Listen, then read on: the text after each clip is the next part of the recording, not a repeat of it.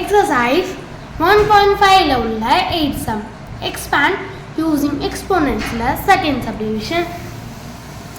897.14. இப்போ இது இப்படி கொடுத்துருக்காங்க. ஈஸி தான், நம்ம போன சம்மில் பார்த்தா அதே மெத்தட் தான்.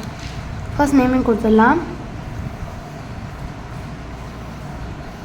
இல்லை உங்களுக்கு இங்கே ரொம்ப கன்ஜஸ்டடாக இருக்குன்னா தனியாக அடுத்து எழுதிக்கோங்க.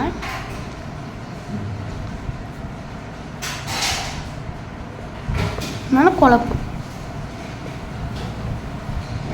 ஒன்ஸ்,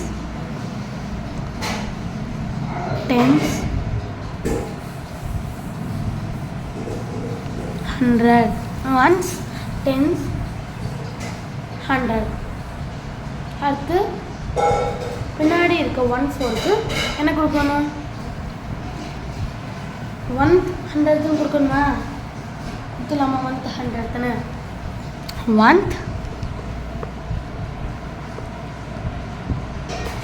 100 அப்படின்னு நீங்கள் கொடுத்தீங்கன்னா அது தப்பு. ஏன்னா இங்கே நம்ம 1ன்ற ஒரு வார்த்தை யூஸ் பண்ணக்கூடாது. இங்கே 100 வரும், இந்த இடத்துல 1000. சாரி, இங்கே 10th வரும், இங்கே 100 வரும். நீங்கள் 1th, 10th, 100th அதை நீங்கள் மாற்றிடக்கூடாது. ஃபர்ஸ்ட் இந்த ஒன்ஸ் இந்த பக்கத்தில் வராது, 10th தான் வரும், 100th அடுத்து. ஓகேங்களா? இப்போ இதுதான் கரெக்டு. இப்போ இதை எப்படி எக்ஸ்பேண்ட் பண்ண எழுதுறது?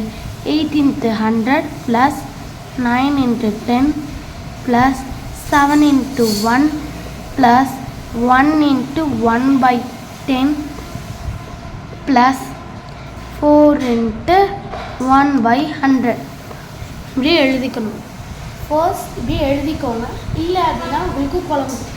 இப்போ 8 × 100 800 + 9 × 10 90 + 7. இப்போ 897.14 அப்படி நீங்கள் போடக்கூடாது. இதை நீங்கள் இப்படி ஸ்ப்ளிட் பண்ணி எழுதிருக்கீங்களா? இப்போ அடுத்த ஸ்டெப் என்ன பண்ணிடுறீங்க? 8 × 100னா 800, 9 × 10னா 90, 7 × 1னா 7. இப்போ 897 பாயிண்ட் வச்சுட்டு இந்த 14 எழுதுவீங்க. இப்போ பாயிண்ட் வைக்காமல் 14 கூட எழுதுவீங்க. ஆனால் அப்படி எழுதக்கூடாது. எக்ஸ்பேண்டுன்னு தான் கொடுத்துருக்காங்க. நம்ம விரிவு எக்ஸ்பேண்டாக பண்ண விரிவு பெருசாக எழுதணும். இந்த ஷார்ட் ஃபார்மாக நம்ம பெருசாக எழுத போகிறோம். ஆனால் எக்ஸ்பேண்ட்னா நீங்கள் 897.14ன்னு திரும்பி எழுதிடக்கூடாது. இப்போ 8 × 100, அப்போது 8 × 10⁻2 + 9 × 10⁻1 + 7 × 10⁻0. ஏன்னா நம்மளுக்கு இங்கே உங்களுக்கு 0வே இல்லை. இங்கே ஒரு 0 இருக்குன்னா ஒரு 0 இருக்குன்னா ஒரு 1, 2 0 இருக்குன்னா 2. அப்போது + 1 × 10⁻- எத்தனை கொடுக்கணும்? 1 × 10⁻−1, ஏன்னா இங்கே ஒரு 0 தானே இருக்குது. + 4 × 10⁻−2.